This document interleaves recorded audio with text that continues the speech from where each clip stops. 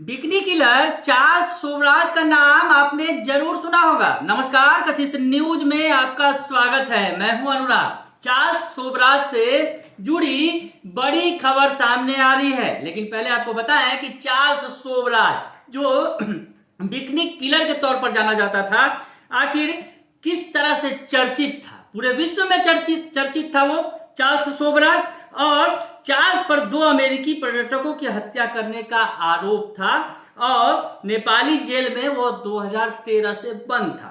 उसके बारे में फेमस है, बिकनी किलर के नाम से चार्ल्स सोबराज को जाना जाता है। और 1986 में दिल्ली की तिहाड़ जेल में भी उसने 21 साल की सजा काटी थी और उसके बाद वहां से भाग निकला था जन्मदिन मनाने के बहाने। और वहां पर उसने जेल के कर्मियों को नशीली मिठाई खिलाई थी और उसके बाद वो भाग निकला था। कारनामे बहुत सारे हैं चार्ल्स सोबराज के, लेकिन पहले आपको बता दें जो बड़ी खबर आ रही है चार्ल्स सोबराज से जुड़ी हुई। दरअसल नेपाल की सर्वोच्च अदालत यानी सुप्रीम कोर्ट ने French serial killer Charles Sobhraj को रिहा करने का आदेश जारी कर दिया है। तो बड़ी खबर है, चार्ल्स सोबराज जो बिकनी किलर के तौर पर फेमस है, उसके रिहा करने का आदेश नेपाल सुप्रीम कोर्ट ने जारी कर दिया है। अब आगे आपको चार्ल्स सोबराज की कहानी बता दें। बड़ा ही इंटरेस्टिंग मामला है जिस तरह से उसकी कहानी है। 1986 में दिल्ली की तिहाड़ जेल में उसने 21 साल की सजा काटी थी और उसके बाद जन्मदिन मनाने के बहाने वो नशीली पदार्थ मिठाई खिला दिया था उसने सुरक्षा गार्डों को और वहां से भाग निकला था, फरार हो गया था, लेकिन जल्द ही उसे पकड़ लिया गया था। 1997 में सजा पूरी करने के बाद चार्ल्स सोबराज रिहा किया गया था, लेकिन जब कोर्ट का आदेश मिलते ही उसे जल्द ही रिहा कर दिया जाएगा।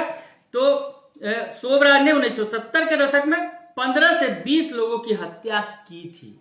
क्या पूरी कहानी है आपको इसमें बताएंगे इस वीडियो में कि आखिर चार्ल्स सोबराज जो बिकनी किलर के तौर पर फेमस था उसकी क्या कहानी है, हत्या आखिर वो क्यों करता था, क्या कुछ उसने किया था। 70 के दशक की ये कहानी है। 70 के दशक में 15 से 20 लोगों की उसने हत्या की थी और खासकर एशिया में पश्चिमी पर्यटकों, जो उसमें ज्यादातर महिलाएं होती थी, उन्हें वह निशाना बनाता था, दोस्ती के जाल में फंसाता था और फिर मौका देकर जहर देकर मार डालता था। चार्ल्स सोबराज जो है पश्चिमी पर्यटकों को, और उसमें खासकर महिलाएं शामिल थी, 20 से ज्यादा लोगों की इसने हत्या की थी। पहले दोस्ती गाठी और उसके बाद उसका शिकार कर लिया, जहर दे दिया। विदेशी महिलाएं इसका मुख्य शिकार बनती थी, शायद इसी कारण से इसका नाम बिकनी किलर पड़ गया था, क्योंकि इसका शिकार ज्यादातर महिलाएं होती थी, इसलिए चार्ल्स सोबराज को बिकनी किलर के तौर पर लोग जानने लगे।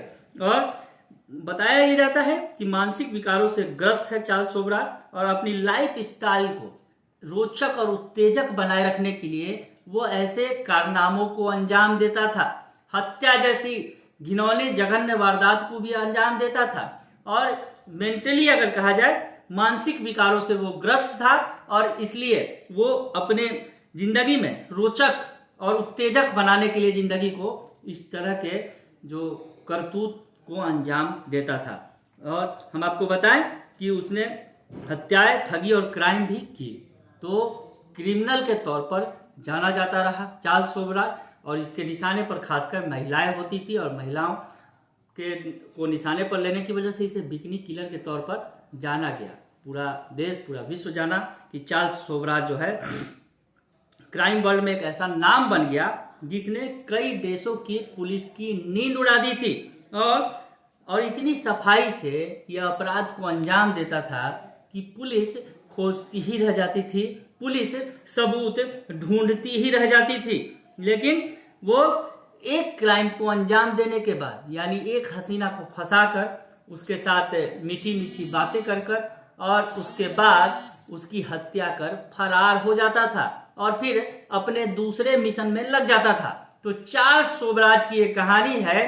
तो चार्ल्स सोबराज के बारे में बड़ी खबर हमने बताया आपको कि चार्ल्स सोबराज जो बिकनी किलर के तौर पर फेमस है, जेल से बाहर आ रहा है। जी हाँ, नेपाल के सुप्रीम कोर्ट ने इसके संबंध में आदेश जारी कर दिया है। तो अब चार्ल्स सोबराज जेल से बाहर आएगा तो कौन सा गुल खिलाएगा, ये बड़ा ही देखना दिलचस्प होगा। हालांकि